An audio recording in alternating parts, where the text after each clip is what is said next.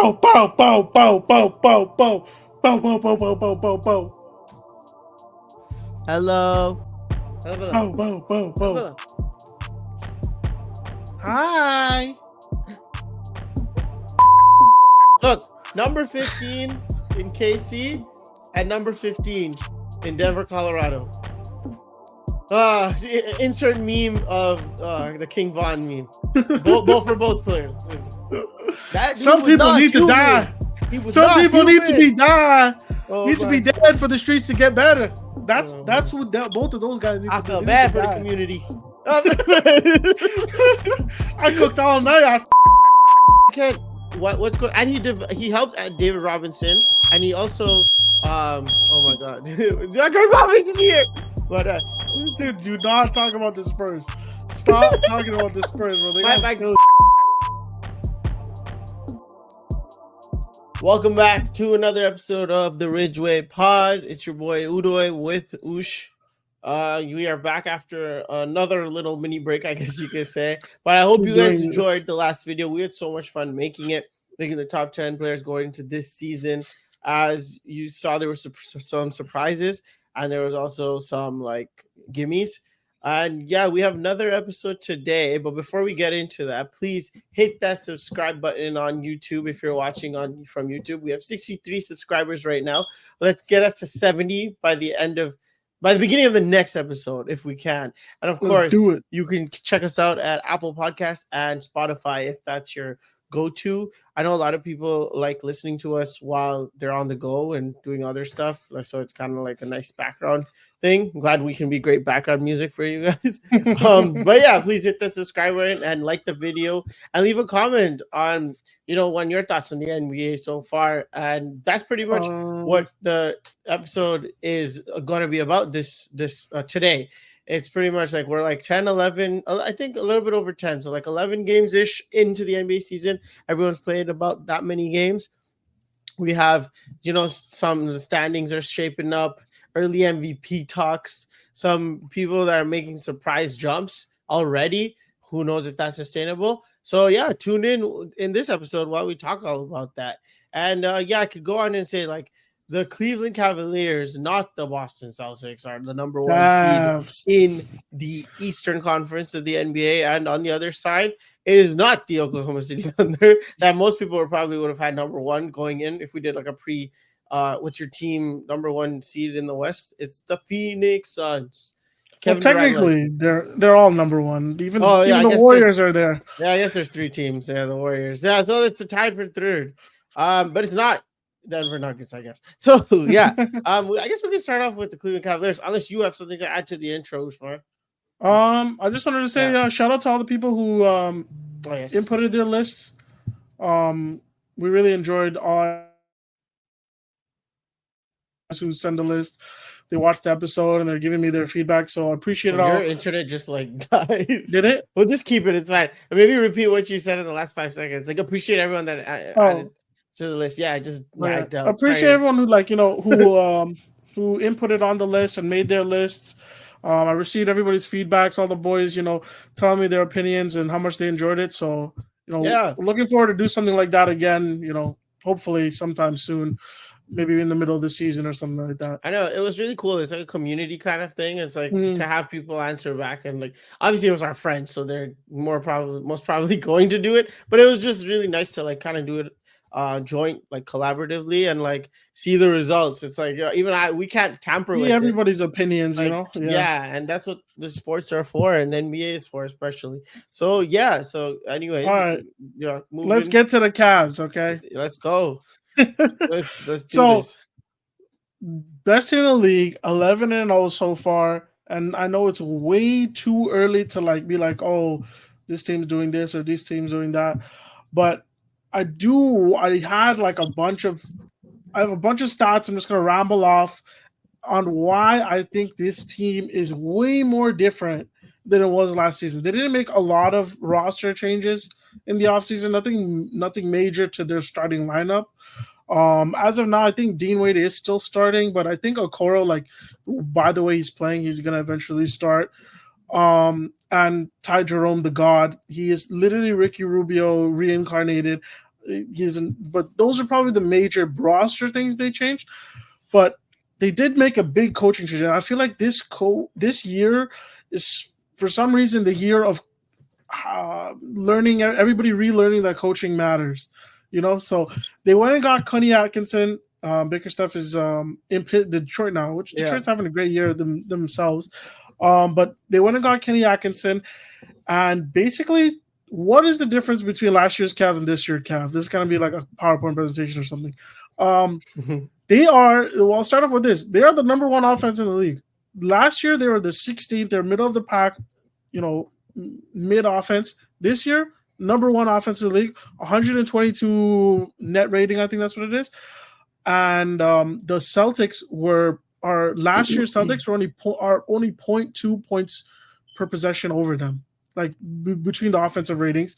They're shooting 60% from the field right now, which is super insane. Like obviously these numbers are kind of bloated because it is only 11 games, but these are things that you got to watch out for and why the coaching changing matters. They were the seventh slowest team in the NBA last year because obviously they run the double big lineup, so they don't move. They're not moving around a lot. This season, they're in top 10 in pace. I think they're right at 10th in pace. I forgot the exact numbers, but I know they're top 10 in pace. Last year they were 17th in drives per game. This year, with the small samples that we have, they're fourth in drives per game. Last year they I think they were about 1.11, not even, maybe 1.0 points per possession in transition. This year, they're 1.3 points per possession on transition, and they're shooting 60% of their buckets on transition offense. So, what does this all mean? What do all these stats mean? Basically, the Cavs said what everybody else has been saying for all the good teams have been saying for a long time is, look, we're going to run, we're going to pick up the pace, and we're going to get our shots up faster. From last year they were fourth in assists per game, like the most assists or the most passes in a possession. This year they're almost dead last in passes per possession. Why? But that's not saying that their playmaking has gone less. It's because they're making quicker reads. They're getting to their spots way faster. They're either going to get up that three or they're going to mash the paint.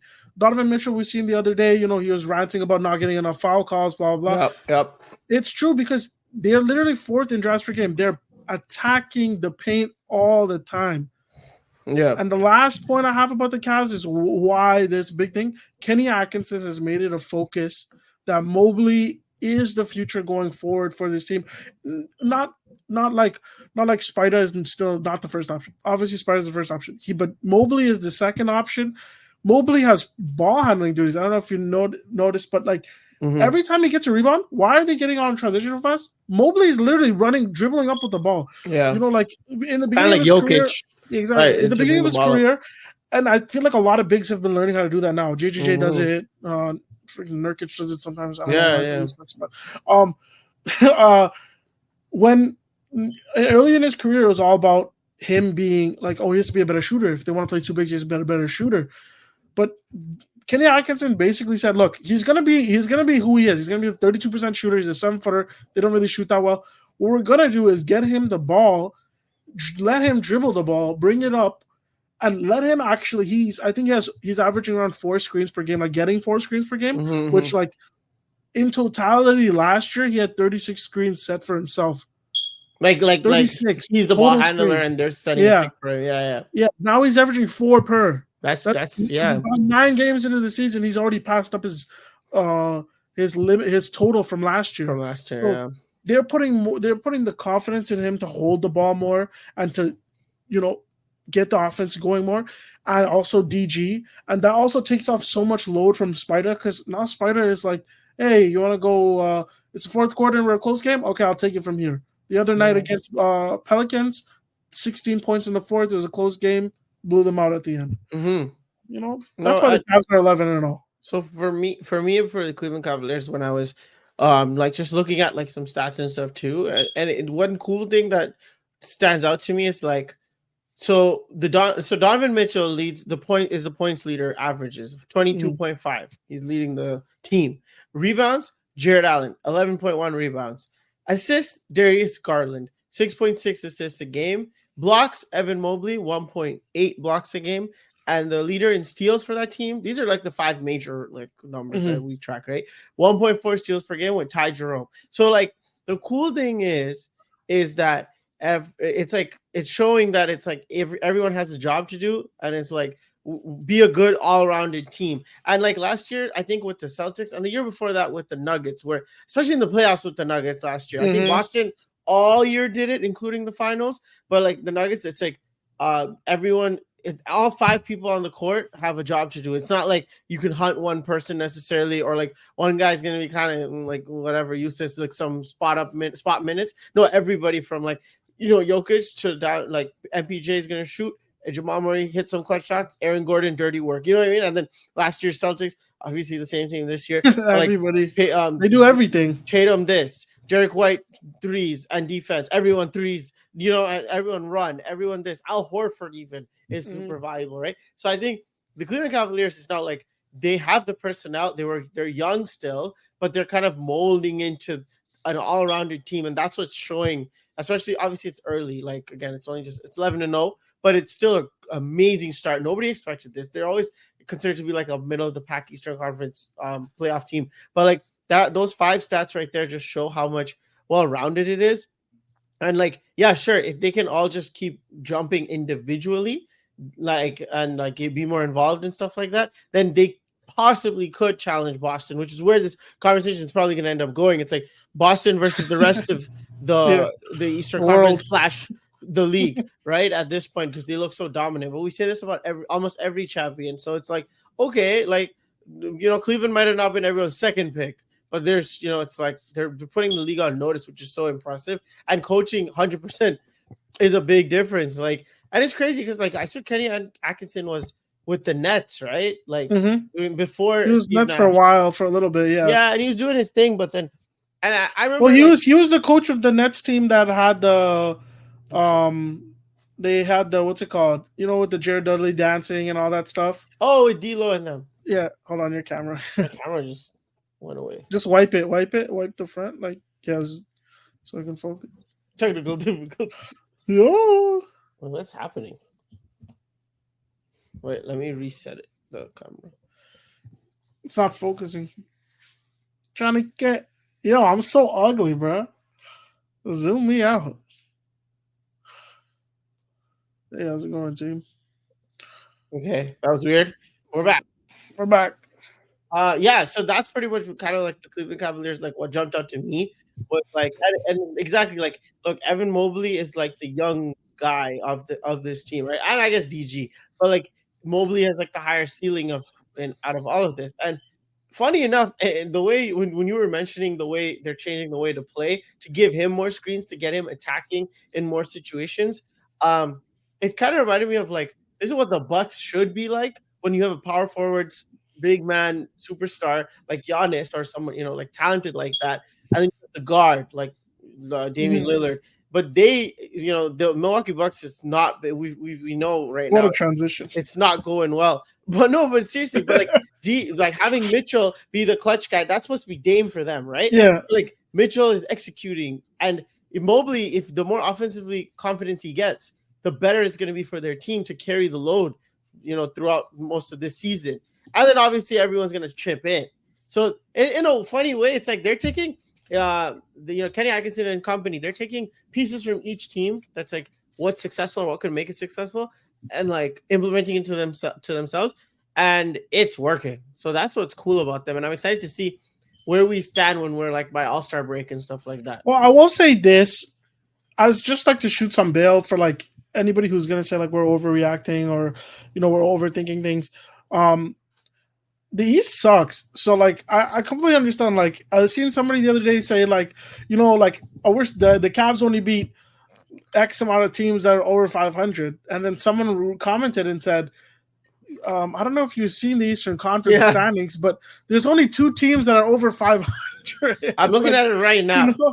It's only 2 teams, right? It's only the Cavs and the Boston Celtics. Yeah, and Indiana's 500 exactly, 5-5, and the rest of them are under 500. Mm-hmm. So yeah, we're back to 2010, 2008, 2010 NBA. where like the West is all 500, except Yeah, for like that one guy in the last place probably, and then it's like the East is like two people. But yeah. yeah, so Um, that's thing. And if you have anything else to say about Cleveland, go for it. But I was gonna switch over to let's see, like Boston, and then I was gonna jump to Milwaukee because those no, are I'm with you right here. We should talk about Milwaukee and what the hell is going on over there. mm, Um, you yeah. want to go ahead? No, that's the weirdest part about Milwaukee to me is they it's just so weird that it's not working out. Obviously, Dame had like last year, when he got traded to the team, and it's like figure out, mesh it out. But for me, I understand if it doesn't work out. They make the playoffs, they lose to Indiana, injury problems, this and that, and like chemistry problems. But to me, it's like you get a whole summer to kind of iron it out. And if Dame is serious about, these are the two talking points, Dame and Giannis, then we can get to coaching and all that stuff. But if Dame is serious about winning and like finishing his career off with a with a bang, and he still can, he still has like that amount of talent or like whatever and he's not super injured right now from that whole abdomen stuff that was going on in the Mm-hmm. Portland days.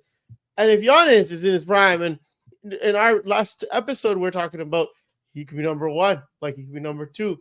Like, what makes him different from why is Lucas so number two? Just because of a finals appearance? Like Giannis been there, done that, and with the accolades. Like, and it's I get it, but it's like my point was gonna be, how are these two not taking the offseason to kind of figure that stuff out? Obviously, we don't have insider information, but that's what it shows to me as a fan of just the NBA basketball, watching it for so many years as we've watched it. It's like, bro, that just seems like 1+1 should have been 2 in terms of figuring out how to work together. You're a big, I'm a guard.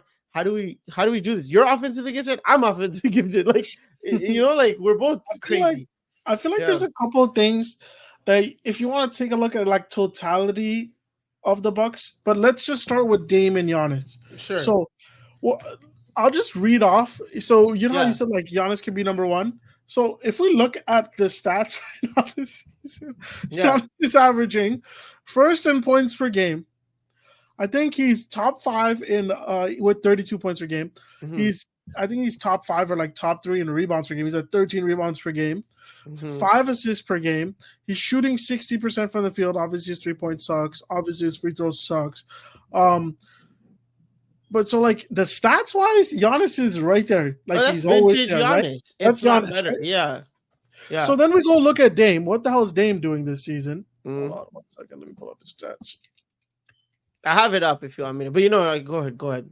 Like, continue. So Dame stats, he's at 26 points per game, 4 rebounds, 6 assists, 45% from the field. Yeah. And I think he's shooting about 35 from the 3. Yeah. Right? That's what it says? Yeah, 35 from the 3. So the stats wise, when you look at it, it's like, there's nothing really like crazy that's sticking out there. Like drop off, yeah. So then we are gonna have to look at the games. Okay. So when we go watch these games, one thing that screams out to me, and I've always been a big Dame guy, but this is screaming out to me way more. And I always knew that he's not good at defense, but it's gotten way worse. Mm-hmm. It's gotten so much worse that like every point he scores, every 2 points. He gets a layup on one end. He's giving up 3 every time. Right. Like he's not a net positive anymore at all. Every time someone drives on him, he's gonna swipe and they're gonna get a foul call. Mm-hmm. Every time someone sets a screen, is he gonna chase over? No. Is he gonna switch? No. He's just gonna be there stationary doing nothing. Every time he's helping in the low corner where they're trying to hide him, the offensive rebound, whose man is it? It's Dame Lillard's man, because he doesn't know how to box out for shit. Mm-hmm. And it's not like he's running through transition. He's just standing there, right? The next thing I want to talk about is this roster configuration. Mm-hmm. So this offseason, they re-signed nobody. Torian, they added, no, let's go departures. They lost Malik Beasley and Pat Bev and Ty Washington. So like 3 players who don't matter. So who they add? Let's see. Maybe they got some cool moves. Torian Prince, Gary Trent Jr., Stanley. Sorry, I can't. I don't want to butcher your name. Umude. And DeLon Wright. And then they draft AJ Johnson, unplayable, and Tyler Smith, unplayable. So they don't use their draft capital or anything to help them. At least like with the Lakers suck at free agency and re-signing people. But at least the Lakers, they know how to use their draft picks. We're gonna ignore Jalen Hood, but they know how to use their draft picks, Yeah. Look at connect and even the undrafted guys who Ronnie James's aura. And Ronnie James. Yeah. Yeah. No, but that Coloco kid. Yeah, exactly. Yeah, right? yeah. Like they know how to. They know. Even if they're on their two-way contracts, they know who they're signing. Even if it's the tiniest bit of help. The Milwaukee Bucks are old roster. We were watching the game the other day. We go, "Oh, Pat Connaughton's still on the team." Yeah, like you know what I mean. We're watching the game the other day. We're like, "How old is Brook Lopez?" Yeah, we're watching the game the other day. We go, "Where the is Chris Middleton?" Wait, that Bobby Portis thing, it's kind of dead. Like they're old. They're all 35. They're all 31, 32 plus. All of them. Giannis is the youngest player on that youngest starter on that team. Giannis. Yeah. No, it's true. And the thing with it also is like they all look like they don't want to be there. Like, we're not talking about the elephant in the room, right? The elephant in the room is Doc Rivers and Darvin Ham. Well, that's the greatest addition. That's the greatest. I wish Darvin Ham went to Boston, man. Like, they're sitting there on the bench. We have Torian Prince playing career high minutes. Coming off a season, he played career high minutes. Yeah, he played 29 minutes a game. I remember on Twitter there was this stat one time where it's like, you're not gonna guess who's averaging the most minutes per game. Like that's not the case anymore. It was Torian Prince.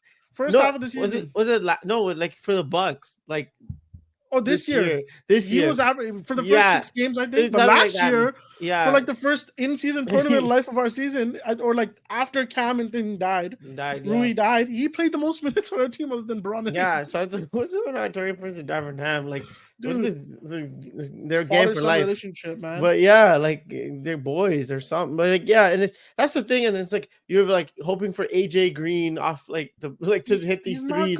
So we saw like against Boston, like it was prime time, right? They scrambled for the ball. The play got messed up. They threw it in like the thing corner. For who was it? Was it Giannis or it was Bobby? No. Dame was supposed to get the ball on the wraparound. But they messed it up. They passed it to the big who's in the post to kind of dump it back. That was both Brooke. Dame and AJ Green, I think the kid. Yeah, run to the corner and then they come back and they got bailed out for a 3. Like there's so timing, miscommunication, and it's weird. It's like for someone who's like the supposed to try the running gun basketball, you'd think it was set a pick. If you go under, Dame shoots a 3. If you double Dame, it gets dropped off to Giannis. Now Giannis has all the thing in the world. You dunks it or you kicks it out to someone like a better shot. Like what is going on? It's like there's motions where Dame gets a pin down, but then he can't get separation from his guy, so he goes back to Giannis. And I don't even know what they work on in practice. What we've learned from like the reports that are coming about Darvin Ham during his Lakers tenure is we learned that Lakers didn't do no practices. They didn't practice at all. And you told they didn't run no plays. They didn't run any plays. Like these things are what exactly is going on. We can kind of guess what's going on in the Bucks organization where they're not running, they're not actually doing practices, they're not actually running any plays during the game. Yeah.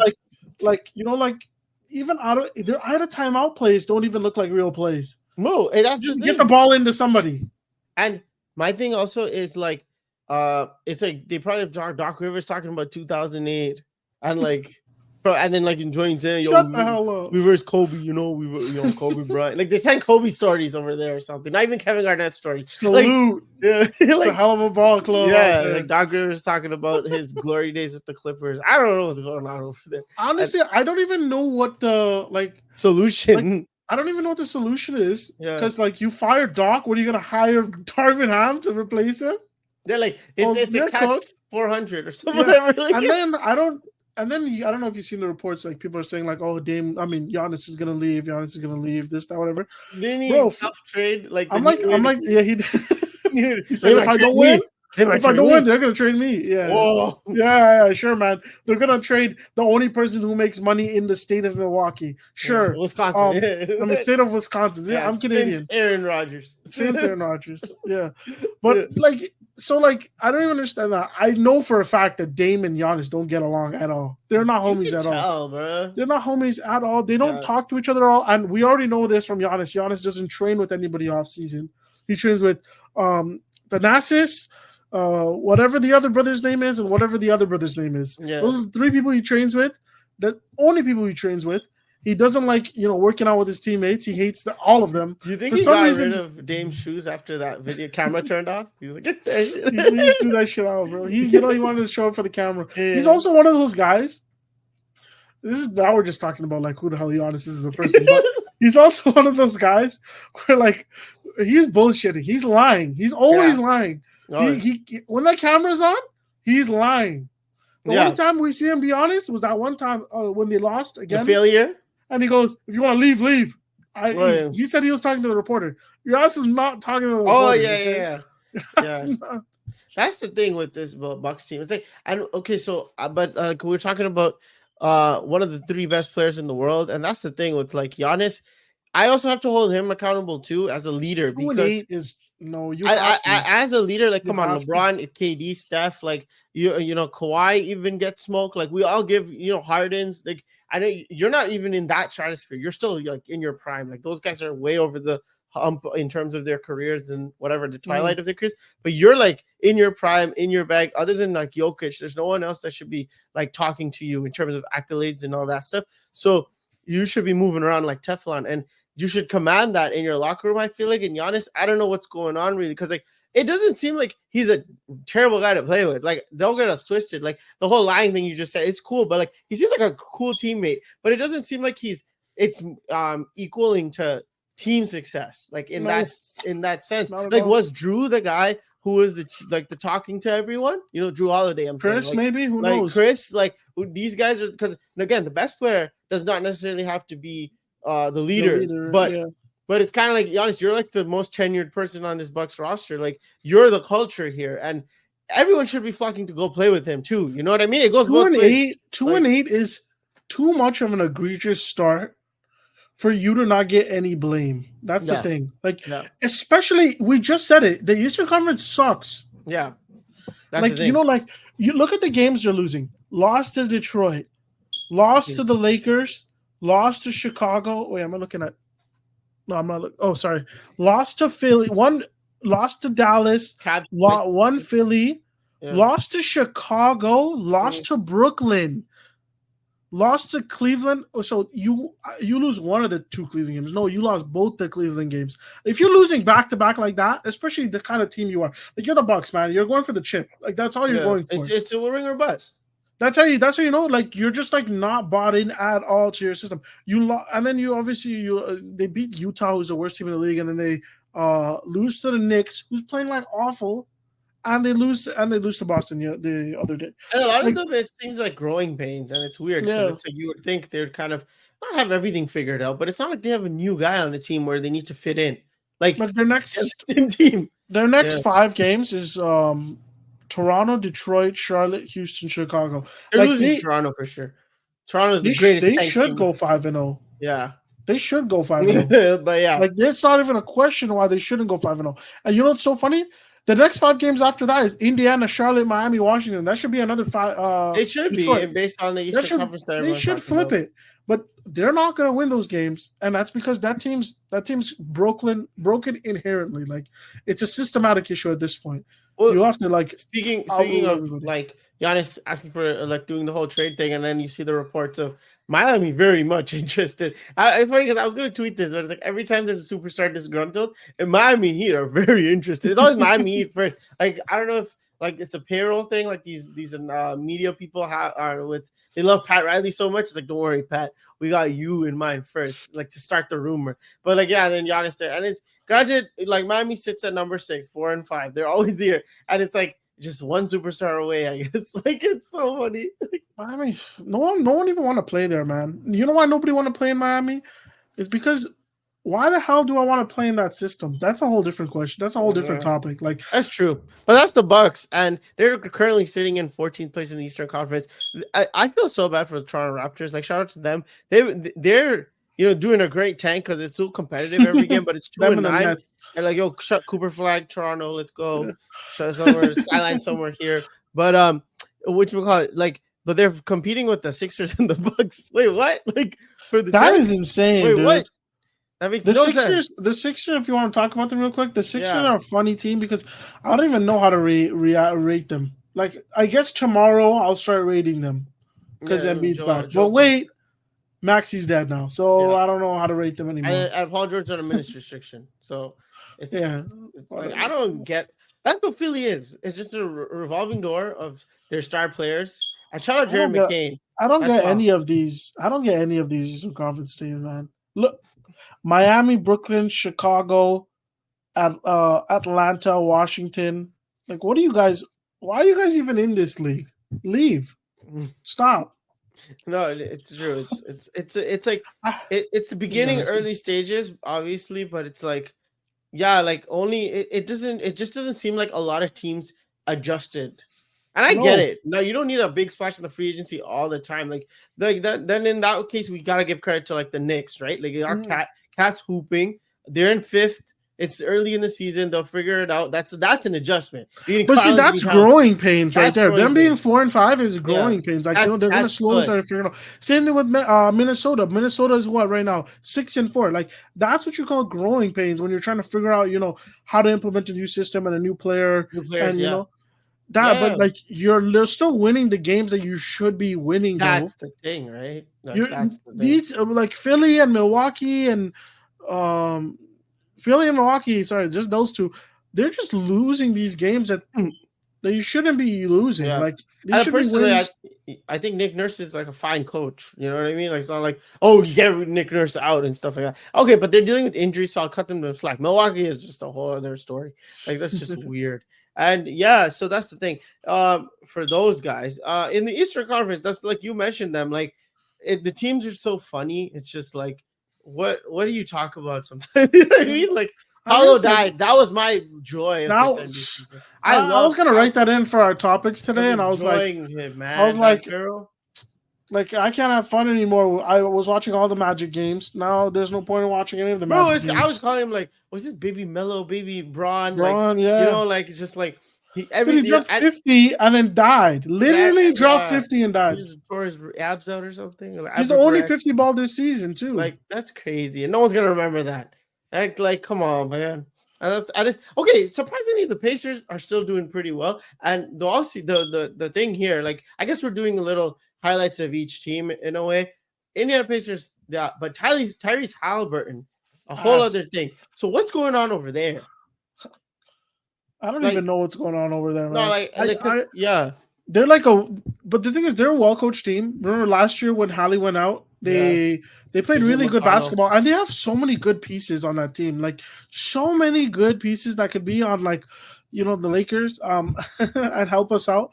But they just have so many elite pieces, and Pascal being Pascal kind of takes a lot of the burden off of Halliburton. Sure. I don't know what's going on with him though.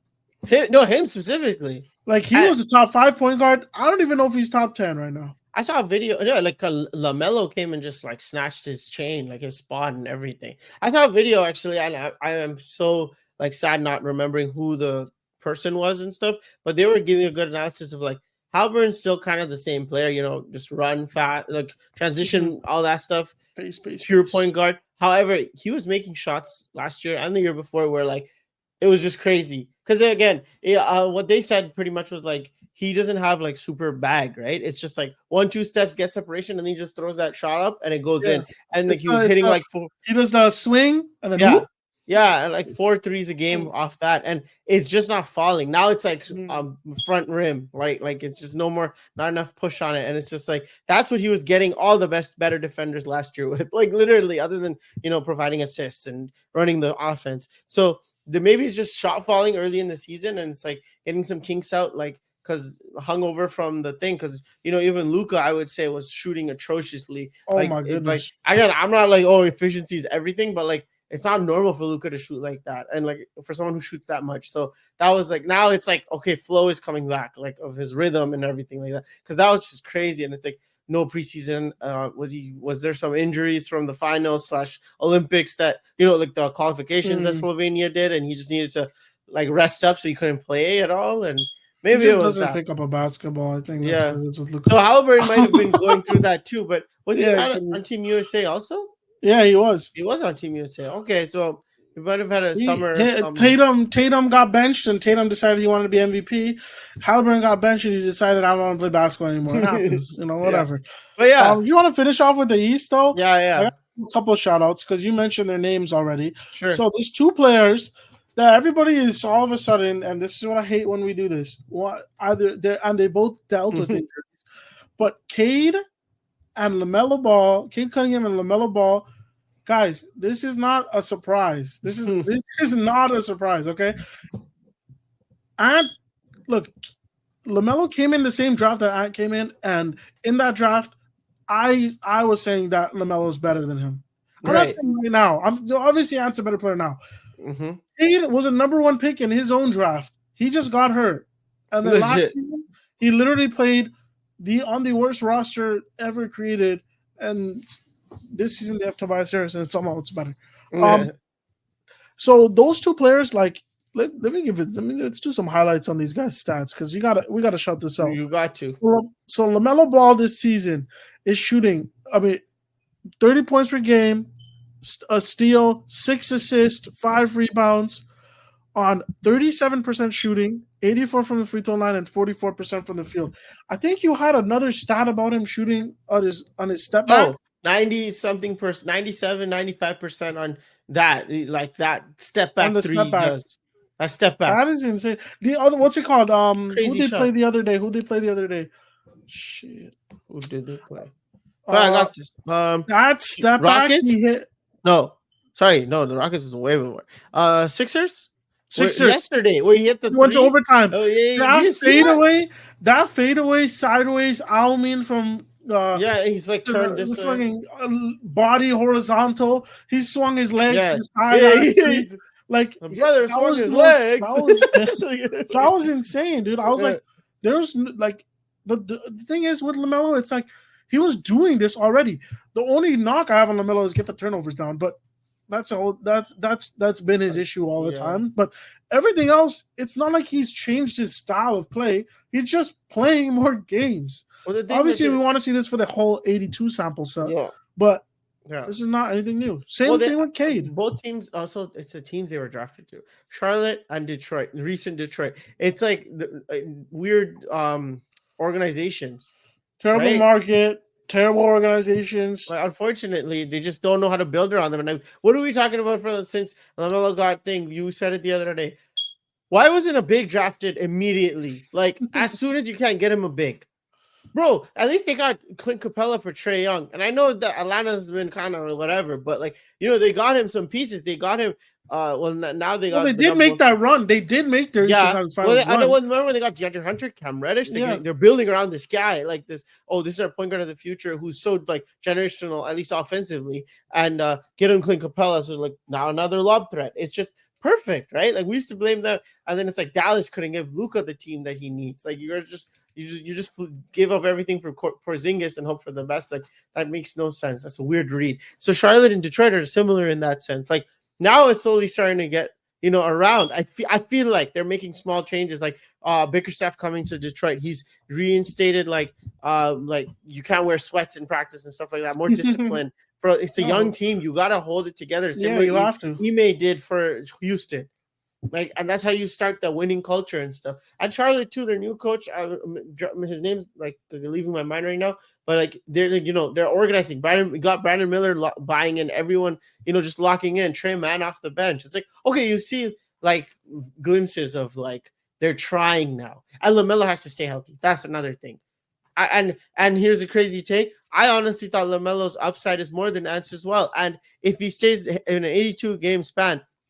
Before this season started, I would have been like, LaMelo is right there in terms of talent with Anthony Edwards. Now, Anthony Edwards with the 3-point shot going crazy. LaMelo shoots threes too, but we already see Ant already has like that kind of a push and everything like that, and like winning and health and durability and all that stuff. So it kind of sets him above. But like LaMelo is still so like young and so good.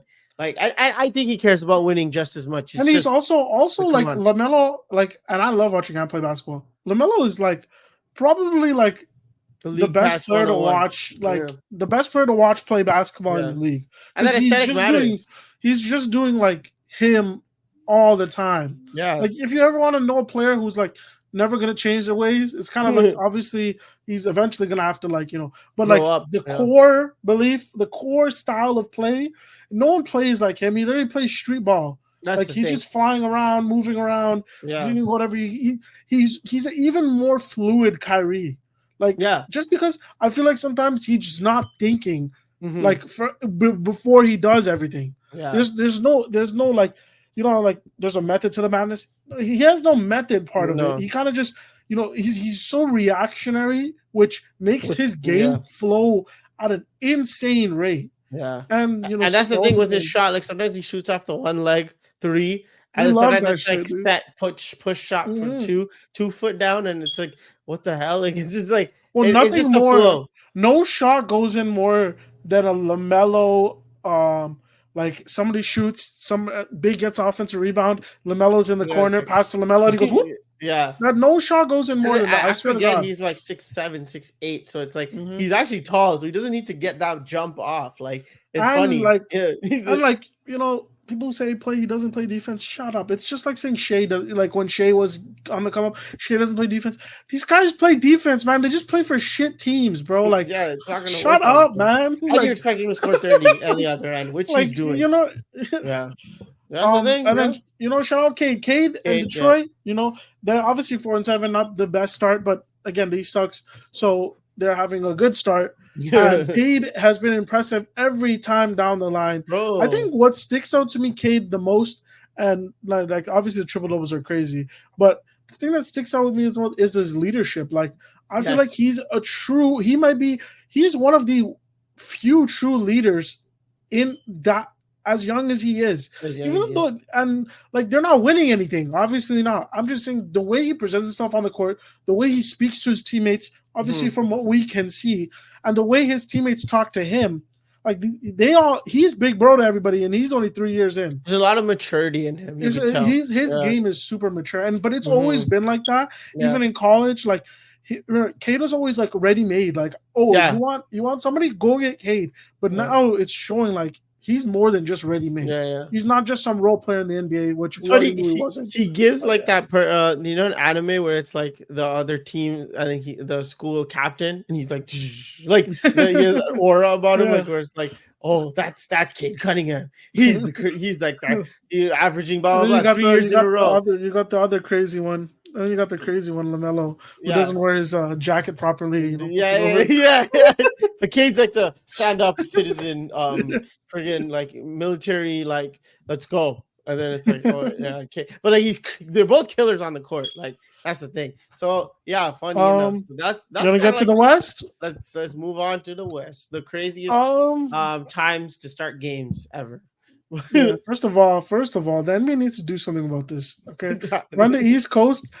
10:30 games. I cannot watch, bro. I'm going to bed. Oh, it doesn't start till 11. So yeah, and they don't start till 11. And who the hell puts in a game for 10:30? Just start the game at 10 or 9:30. Well, that's like 7:30 for them, right? But that's the thing. Dude, fuck that, man. Yeah, the West Coast stinks. I hate them. Okay, let's start. Obviously, at the beginning of the season, we were like, oh yeah, West, like 4-0 Lakers, this and that. Yeah. And then now I have to start with the Suns are number 1 in 8-2. And like it's not real beef, but it's like it's a thing because like that's your barometer. You want to set, we want to be better than them, and they're better than us. I think the Suns thing. I think the Suns thing is. I think the biggest thing with the Suns is really Budenholzer. I really think I think it's very simple. Like he's figured it out. Like Budenholzer is just a great regular season offensive coach. He knows how to get his offense going, and he knows how to get these players to buy it on defense. My only thing with the Suns, and I'm not gonna go back on my predictions from last week, okay? For last episode. The only thing about the Suns is one, KD's now hurt. So that's one thing. And you know why KD's hurt? Because KD is relied on as your best defender. Yeah. KD's your best defender. Like, and Yusuf Nurkic stinks. If he's gonna be on that roster come playoff time, every other playoff team, Oklahoma, Denver, Memphis, Minnesota, Lakers, even the Lakers, they see Nurkic, they see food. That's all it is. Yeah. He is such a liability on the court, and them playing small ball with KD at the 5 doesn't work. So them being 8-2, salute. Like it's a great stretch of the season, you know. And KD he's playing absolutely sensational. MVP level for sure. I'll say it. Yeah. Like my only thing with them and the other team that's 8-2 with them, with the Warriors, sustainability. Like, I just don't think it's sustainable. Yep. Come playoff time. Especially on the Warriors side, I'll say that they've literally played nobody. Like no, it's true though. Like their test versus like other teams' test. Their schedule has been hilarious. Also, like okay, between the Phoenix Suns and the Golden State Warriors, since they're like the number 1 and 2, and with OKC, one thing is for sure, it's like because those are the two teams that people probably weren't super high on. It's like, no, you expect them to make the playoffs. It's technically ring or bust when you have those players on your team. Like now the roster makeup and everything, like the logic in me was like, no, I don't think they're gonna win. Like there's like 3 teams better than them in the West. You know what I mean? Like, and that's like Thunder, I would say the Nuggets, I'd say the Mavs, I'd say like I'm more high on those teams than and Minnesota than those two. But okay, they're first. Let's talk about them.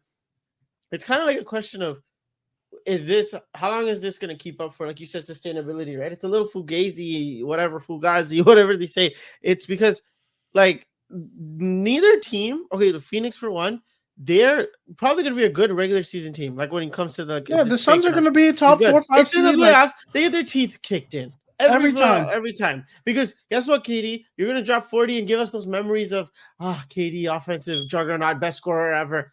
Who's going to play defense? KD. Oh, guess what? You can't do both. You just can't sustain that level when you have, bro. You said the Minnesota Timberwolves were pack hunting. They would look like wolves chasing them. That's what people were saying last year. And that's literally what I said. I literally said that on our pod. Like, just jumping them, and they're literally killing people. And when it comes to the Warriors, they did lots of roster changes. I low-key think like 3 of those, like the Melton and Buddy Hield thing, it equates to the Clay. You know what I mean? It's like I don't know, like Kyle Anderson. We know the Buddy Hield experience. I think everybody is familiar to the Buddy Hield experience. Splash buddies. The way these guys play is these guys are great in the regular season. You know, they're going to hit a lot of threes. They're going to do a lot of this and that. Obviously, I guess the Warriors thing is they want to make the playoffs because it didn't make the playoffs last season. Or the year before, no? No, the year before. We kicked their asses out. Oh, yeah. We whooped them ass. Yeah, because I remember, I'm pretty sure the Warriors were like twice in the play-in or something. We beat them twice in the play-in. That's what I'm thinking about. Yeah, we beat them in 2021 in the play-in. That's the first ever play-in. Then we beat them in 2022. That was the playoffs after we versed them again, I guess. 2020. What was last year's playoffs? Last year's playoffs was 2023. Yeah, we didn't verse them last year. No. 2023 playoffs. There's 2 play-in games. That's we played them twice in the play-in. Yeah, and then the other year, remember the game winner. LeBron's 3 eyes. Yeah, that's the one where we went to. So maybe Warriors are just trying to think, but it just sounds so weird to me when you say that, and you're not wrong. But it's like, you know, it's so weird. It's like Giannis, KD, Steph. It's like these weird ass like what's going on? You know, it's like they should be setting up to win. Like. You know, and LeBron, at least like in this Twilight run, at least got that one off with AD that, you know, at least one ring. And, you know, they have to continue competing. I'm not saying the Lakers are out of the mud picture yet. We're still friggin' super critical of them. But it's like same thing. I think they deserve to be criticized. These teams deserve to be criticized as well. It's like Draymond's going to be your best defender come playoff time. It's like, okay, I guess. But like that same team is not getting into the playoffs. So it makes you think this is going to be playoff worthy. At least the Suns make it to the playoffs easily, smoothly, whatever the case, whatever. But like that's the thing about like Phoenix and thing for me in terms of sustainability. Oklahoma, bro, they're booking their tickets. Like conference finals are bust. Finals are bust. There. Chet got hurt. That's the big one. That's the big thing. What is he out for now? 4 months? Yeah, something like that's crazy. 9-10 weeks, right? Yeah, that's what I read. Something like that. What is that? 2 months? That sucks, bro. 3 months? Yeah. 3 months. Yeah, he's gonna be out until probably they're probably gonna keep him out till trade deadline. I And mean, that's the thing. All-Star I think break. they'll sustain themselves, but it's also like they're not gonna bring him back till like way later, I Yeah, think. And that's but the honestly, problem. the team as 8 to constructed as 10 it weeks. is, 8 to 10 when's weeks. Hartenstein back? That's another one. Like, so they're just down bigs right now. That's crazy. Well, Czech going down helps my fantasy team because I have Harkenstein in injury reserve. So like, once if he comes back sooner, like that'd be great for me. But yeah, like so I think that's great for the Lakers because any team that's too small, they eat. So like bro, AD against a not comparable big that can bother AD, you're cooked. Other than that Serbian, but So like yeah, Hartenstein, they're saying that the Hartenstein's gonna be back. So this was 3 weeks ago. They said they're gonna reevaluate him in 6 weeks. So I okay. guess we got a little bit of time still with him to come back. You With agree the though? Thunder, Yeah, yeah, the Thunder they're gonna be fine. yeah. It's just all about being healthy. It's all about being healthy with them. It's the same thing with the Minnesota Timberwolves. I'll say like Yeah, Minnesota we Timberwolves moved not there having the too. best start to the season, but Yeah. really for them, it's all about being healthy and getting to the playoffs The thing because about it doesn't really matter what seed they are. 100% for those two teams, especially they have the youth on their side and their roster makeup. You know, they're lucky, right? Like they have their superstars are just gonna stay superstar and in their entering their primes, so they don't have to worry about like their big, you know, like LeBron's are like, oh, it's not the same step, the same jump Mm, anymore, or sustaining it for 48 minutes. They don't have to worry about that. They just have to worry about getting to the playoffs and then whatever's in front of them. But moving on to Minnesota, since you brought them up, for me, one thing it's Ant, and this is where he beats all the youngsters in a way, other than like Luca, if you consider him a youngster still. it scares me, He every time I see this guy, it's like Cell. It's like he absorbed a new android, dude. It's and he's fucking insane, or man. like you know when like It's the Goku most gets a level ridiculous. up, he I see it in real time of like that the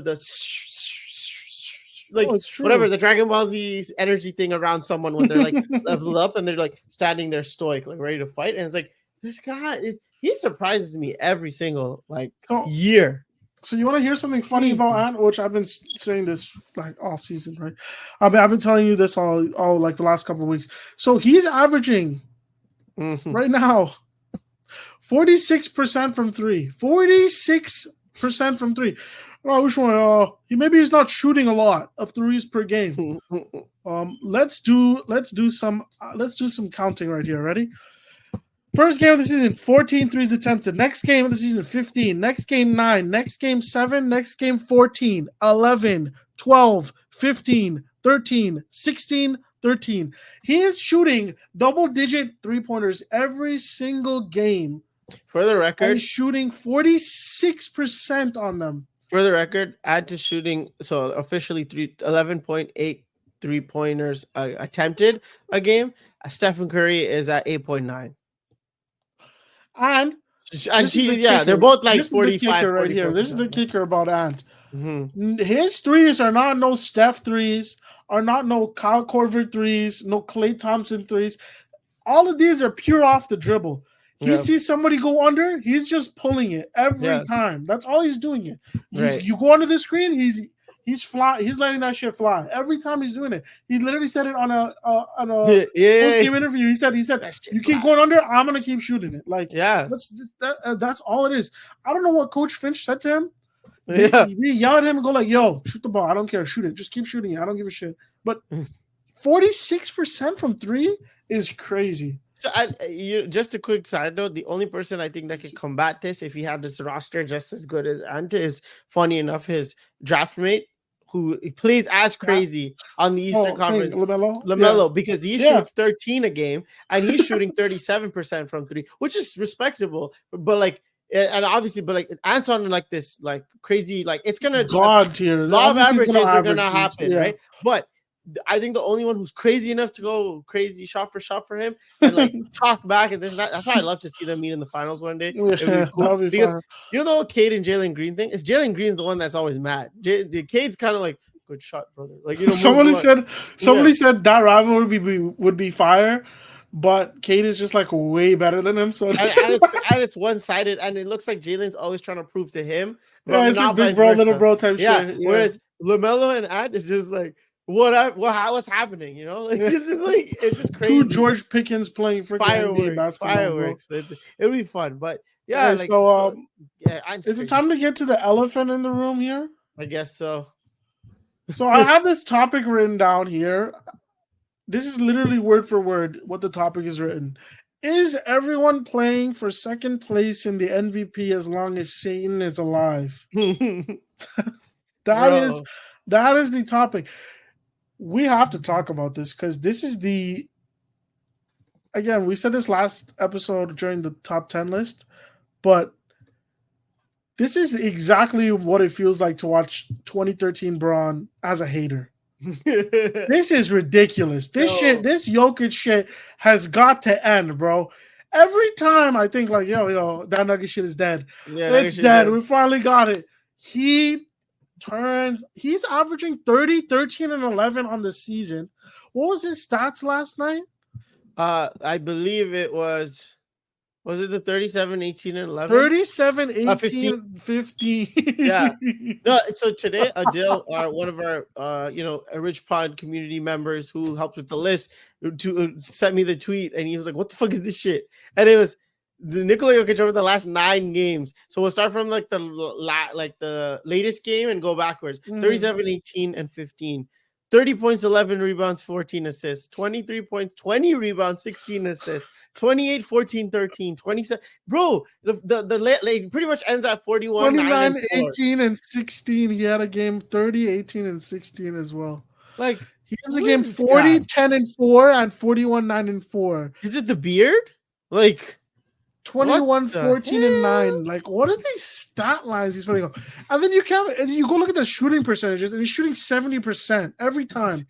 Every time, What the bro. fuck, bro? Yeah. He's bro, when undisputed, whatever John Jones did, whoever's running the division, like, Khabib during that run, whatever. He's like this Poton, guy. bro. That's who he is. Poton, he's Alex yeah. Pereira. Shout out He's Pereira. the Alex Pereira of the NBA.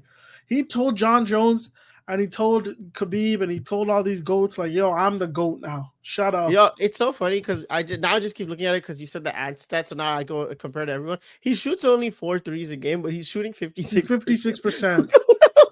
56%. Bruh, what the hell? In the playoffs, in our playoffs wrap up, I said they lost because he couldn't shoot threes anymore. He said, "Wait, he is like Poton. He has like Poton. He's Poton. He's literally Poton. Horses. Like that, bro. And like since my topic said, is everyone playing for second place in the MVP? Yes. Yeah. Yes, everyone's playing for second place. Look, number 15 in KC and number 15 in Denver, Colorado. Insert meme of the King Von meme. both for both players. Some people need to die. Some people need to be die. Need to be dead for the streets to get better. That's what both of those guys need to do. I feel bad for the community. I cooked all night after I heard Vaughn died.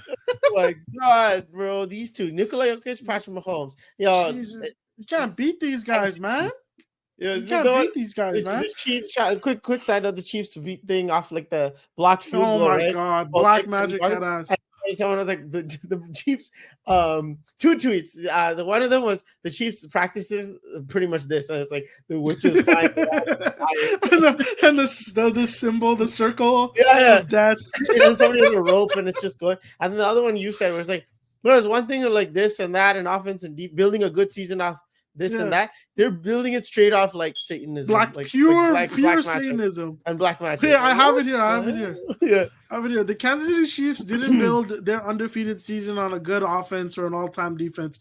It's built off straight Satanism. I've never seen anything like it in my life. I'm a fan of Patrick Mahomes and the Chiefs, so even me, I'm like, what's going on, bro? Like, what do we do? Like, what do we do? 10-0 start I've ever seen in my fucking life. It's insane. Yeah, that's exactly what's going on in Denver, Colorado as well. It's the most fake shit I've ever seen in my life. He's winning MVP. He's gonna win it. There's teams better than the Denver Nuggets, but when it comes to playoff time, it's like everybody I know is a little like the sweat's trickling. They have to first this guy. Like, what the hell? It's like versing LeBron, bro. Yeah. It's like versing LeBron and the Cavs, like back in the days, bro. And it's crazy because even unanimous MVP Steph, as amazing as he was, I don't think struck fear like this because LeBron was still doing his thing and KD was still like, obviously he joined him, but like before KD joined, I'm saying like KD was still like was someone's favorite player too. So it's like, oh, okay, nobody Joker, like I'm saying, I'm comparing it to Steph, right? Like that Steph, the changing the league forever 3-point shot, but like this seems like even more like inevitable. Like it's crazy. And Like look, yeah, Russ it's is hooping. 2013. Russ is hooping. Russ is hooping. Jamal Shout out Murray to and Russ. Aaron Gordon are not playing. Yeah. Jamal Murray thought he was going to lose his job. He started hooping again last night. Yeah. Christian Brown, bro, is like the second in command, like with him on the court. Like, dude, crazy. I've been screaming. I've been saying their bench sucks. Their bench sucks. Jokic said, "I don't need a bench. I'm playing 48 minutes. Yeah. Fuck it." Yeah. And other than that, quick shout out to AD. MVP, officially MVP ladder number one. We take week one. We take month one. We take whatever one. the first poll was. We will remember this AD. We take those and we take in-season tournament trophies. Yes, we're coming for that. That's coming up. So tune into NBA in-season tournament. Well, you know what? We can finish off with the Lakers real quick. I guess so. Like how the season's going. JJ Redick. JJ Redick, I don't think he's doing a bad job at all. One thing I'm giving him mad salutes for is the fact that he benched D'Lo. He's one of the only people that like who had the balls to do it, regardless of what we're paying him. Yeah. Which is salute. The second thing I'm gonna say is Rob Pelinka, you thought you got away with it. Because we started 3-0 and you're like, JJ Redick got me covered. 4-0 and JJ Redick got me covered. Like we're good. Yeah. We lost 4 straight. We were 4-4. Because JJ's not about it. He said, watch this. Yeah, he said we need roster construction. I don't give a shit about wins. We could have been 10-0, but he said I want to be 6-4. It's the long term. Rob Pelinka. No, but seriously, Rob Pelinka, you did not get away with it. You have done nothing your entire tenure as a Laker. Your biggest thing is signing Dwight Howard and Danny Green, not AD because that was Braun. Okay, so and re-signing KCP when nobody wanted him because he had an ankle monitor on his foot. Salute, you did a great job. Yeah. So you didn't do anything. So that was a gimme. Yeah. So you need to trade D'Lo today, tomorrow, yesterday. It doesn't matter. I need to get rid of him off this roster. No.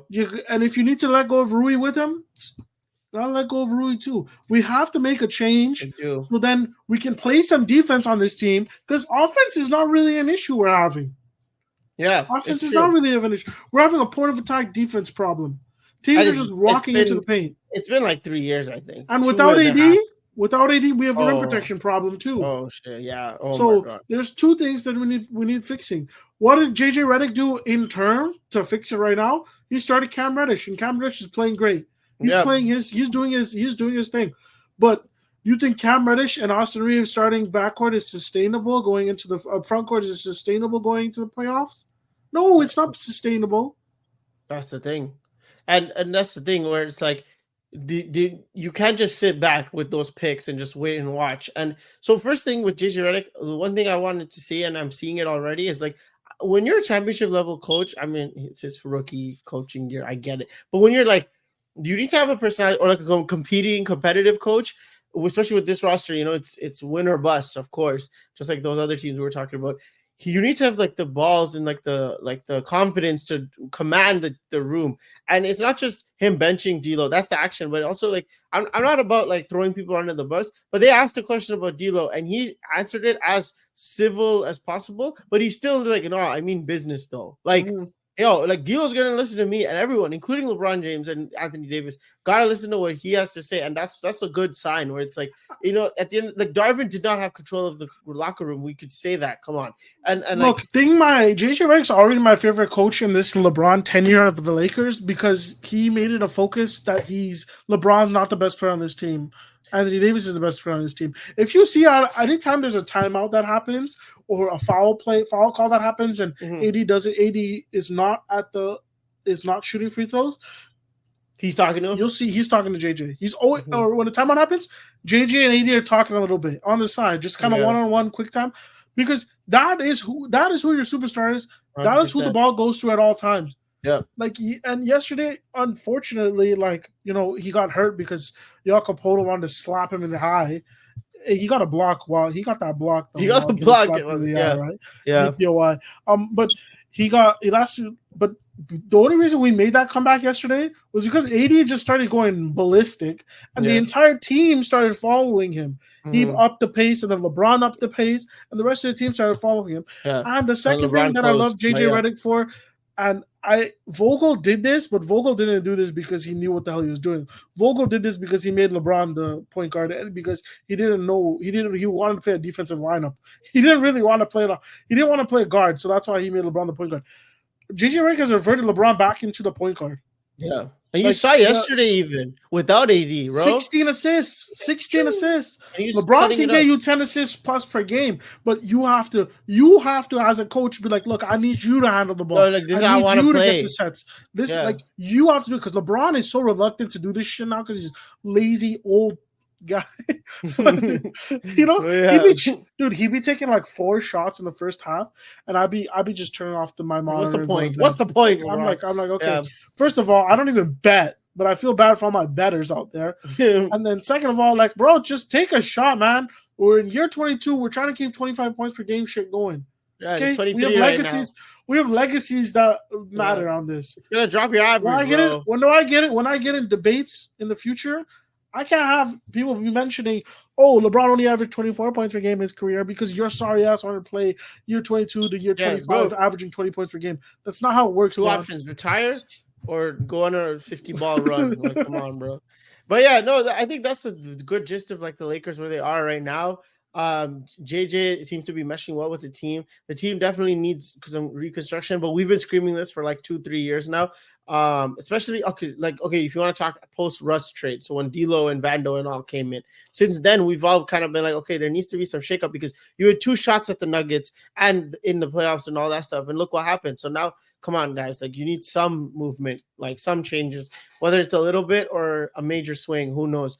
At this point, it's like, well, now you have the coach that can coach these guys, so maybe that's a good safety plan to have, because if the coaching is good, he can try to make the players work. And obviously, you should consult with the coach on what players they should bring in to complement Anthony Davis. I'm not even going to say LeBron James. It's Anthony Davis. LeBron will fit, bro. LeBron's gonna fit, man. And Anthony Davis is the best player, the most important player right now. So you just got to keep him going, and that's the thing. Hopefully, the push continues. As biased Laker fans, it's like you want to see him going for DPOI and MVP and all that stuff. But as long as enough to them winning, so you have the makeup for it to at least be middle of the pack Western Conference team. So why not go for it? So and I'm confident in us in the playoffs. You know what I mean? Where it's like 7 games playoffs environment. Yeah. But the problem with the last couple of seasons is we're struggling to get into the playoffs. Because when we're in the playoffs, we're actually kind of hooping. Like we're playing great games. On Memphis. Like we're not playing bad. We're not, and the Nuggets series are close and blah. People are gonna make the jokes, but like we're still we're not. It's not like we're playing garbage. Like, oh, this team shouldn't be making the playoffs. So we're playing like, oh shit, this team is not actually a 10 seed. They're actually like a 5th seed. Yeah, but they just can't. But they want to like fuck around in the middle of the February, like you know what I mean, or beginning of December. I don't know. So yeah, I want to say one last topic, just quick. I just want to ask you about this. Yeah, go for it. Are we worried about Wemby? Are we worried about what's going on over there with Wemby? Wemby. I'll read his stats for you here. Good question. So he's averaging 18 and 10 on 4 blocks a game. So, like, that's, the stats are there. They're staring at you. The problem is the splits for the. Wemby's here. He's dead. Slender Man pulled up. He pulled up. He heard you talking shit. All right, continue. Let's let this go. No, your screen's flashing, bro, and I can hear it. It's the alarm. Yeah, your screen is. I can hear it. Let's just let it. We'll just edit this part out. Okay, it's okay. Okay. You want to start from the last thing? No, it's fine. So Wemby's basically I just pulled it out. Other than assists, is leading in everything for them. But yeah. So he's shooting 42.5% from the field goal, and he's shooting 28% from threes. Udo, I don't know if you've heard this, but he's 7'4". Isn't Jokic is averaging 70%, right? Like he's taking 5 threes per. No, 7 threes per 7. game. What's going on? Here, I'll lay it down for you. Ew. I'll lay it down for you. Who's the coach of the San Antonio Spurs? Greg Popovich. And I understand he's also had some health problems the last couple of weeks, but throughout, like, Wemby's from last year to whatever, Greg Popovich has been in his ear. I'm sure of it. And Greg Popovich, we know since we were kids, like watching this guy coach, and he's considered the best coach of all time to some. He coached Tim, Manu, and Tony, and then Kawhi, and all that stuff to greatness, glory, the peaks of peaks. Why can't what's going? And he helped David Robinson, and he also oh my god, Greg Popovich is here. But dude, do not talk about the Spurs. Stop talking about the Spurs. Bro. My thing was gonna be, why can't Greg Popovich get through to him? Just like he has, like, Wemby has habits, too much shooting from far. That's one. Like, we could start from there. So, like, I get it. Kevin Durant's probably his favorite player. Everyone's like the new gens, like, to score like that, be that tall. But I think there's someone like Greg Popovich or somebody should talk. Pretty much my point was Greg Popovich or somebody of that. Like, if you have someone, forget somebody else. It's Greg Popovich. Like, why aren't they talking to him? Chris Paul's on that team. Like, bro, attack the rim. Get that. Come on, you don't need to be 3-point masterpiece. Paolo Banchero, all these guys, I'm sure all grew up watching Kevin Durant and all these like elites, LeBron James, all this scoring off the wing and stuff like that. That will come slowly. But once you gotta find what's your easy bread and butter first, I think. And he's making the game way too complicated. You're correct. And I also think one thing I'll say, like, the Chris Paul fit does not work. Which is crazy. And the Devin Vassell, him being out this early part of the season has completely is actually a bigger factor than we are letting on. He is such a good piece that plays off of Wemby, and I wanted Vassell for the Lakers. Like, I wanted him just as a player because the way he plays. But he's just a great piece that works off of Wemby, and they have a lot of chemistry together. So that's why. But look, Wemby. 7'3", 7'4", 7'3", 240. Like, you gotta. I know you don't like banging bodies, and you're not a post game kind of guy. This that, but like, dude, like, you don't even know how to set a screen, man. Yeah. There you go. Because what I was gonna say is, who's gonna be his comparison till the end of time? Chet Holmgren. Yeah. Chet is also a skinny frame, this and that. But what I saw from the first 10 games of Chet or 11. He's banging bodies out there. He's defending at the highest level. He's getting aggressive. It's not like he's basically making you as the opponent know that, like, you can't do that to me. Like, and offense, he's also doing his post shit. If you look at Chet, let's say Chet Wembley Mobley. Chet Wemby Mobley. Right, same build, yeah. So same build, kind of, very skinny 7-footers. They're just skinny guys, but lanky and tall. But they're lanky, and they know how to move with the ball in their hand. They do. But Mobley and Chet. There's thing, like I like to say, called attacking with purpose. When you're driving to the paint, you have to have some sort of purpose. You have to look to score or you're looking for the pass. But if you're looking for the pass too much, then you're going to be too soft in there. When Wemby gets into that, key area, he's not looking to be aggressive into the paint. He's fine with settling for that turnaround jumper. Yeah. And that's only hurting him. Teams are living with that. Teams are happy. Oh, you're going to take a jumper. You're going to take a turnaround jumper every time? Be my guest, Wemby. You hit those 40 times, you win the game. Yeah. We're not, but Wemby, like, that you can just, like, do this all game long. Legit. You have to not be scared to bang bodies. And that's my thing. He looks uncomfortable, like going in and like hitting in post man and just going boom boom and then turn around flick jump hook or something. There's so many times where we watched Wemby games where it's like early this season where it's like he gets the ball like on the side, like Dunker's area, a little bit outside, obviously outside of the paint, but like Dunker's area, and he's like faces up, then he kind of like pivots, and the guy kind of like just moves him. I think one or two times, like the ref called a travel on Wemby because he shuffled both feet. He got moved. He didn't even realize he was moving because usually you're like one guy moves you, but you have one foot still on the ground. Like, you're not moving me, bro. Like that. When he goes to take the turnaround midi, he's over the 3-point line by the amount of body up they do, on pushing they do on another. They're moving him out the way. Yeah, he's not making any space. He's not getting inside. That's the problem with him. I'm not super worried. But I would just say like it's just These something are to keep in bad mind. habits. And the thing is with Chet and Mobley, again, they're not gonna get the ball in their hands probably if we had a usage percentage thing as Wemby does. But it's kind of like they know what they're doing. And bro, Chet in high school is the same way, scoring 7 foot 10 million, like whatever height he is, demon. Like, but it's like gotta adjust, gotta be playing for the team. And I understand Chet's team and Wemby's team are two different teams, but it's like Wemby, bro, when you're making art for yourself and you get like 50%, more than 50% usage, probably, whatever the number is, everyone else is also having a hard time getting into the game. We're not expecting you guys to win like 50 games, but if you're him, if you're face of the franchise and all that stuff, I expect wins to start. One player can translate to that many wins. We've seen it. And I'm not just talking LeBron James. The thing with Wemby is also, I'm sorry, but like, you also have expectations set on you. You do. And like, we're comparing you to Bron and we're comparing you to Jordan and Kareem and Shaq and, walking out the league, how good these players can be, how good they were when they walked into the league.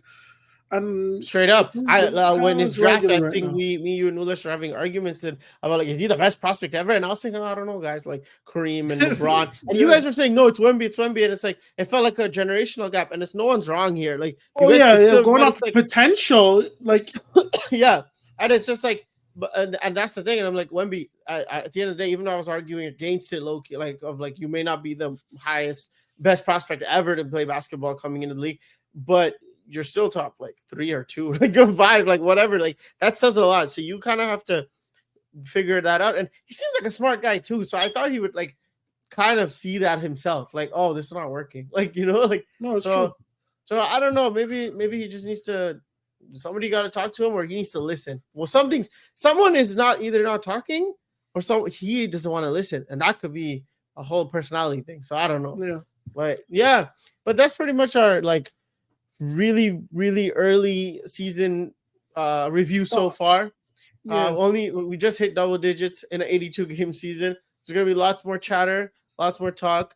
I think like next episode, hopefully we're gonna start uploading weekly and be better at it for you guys. And hopefully, if we can do at least 5 weeks in a row, get us to 100 subscribers. How about that? Let's make the deal right there. Let's make it a deal. Come on, tell your friends to subscribe. Subscribe, and like please let us know in the comments what you thought of this episode, and what kind of topics you want to do. Like we could do more lists. We have fun doing those lists, and we could also do these kind of casual talks on what we think was going on. And obviously we'll mix it up. And so hopefully you guys enjoyed the episode.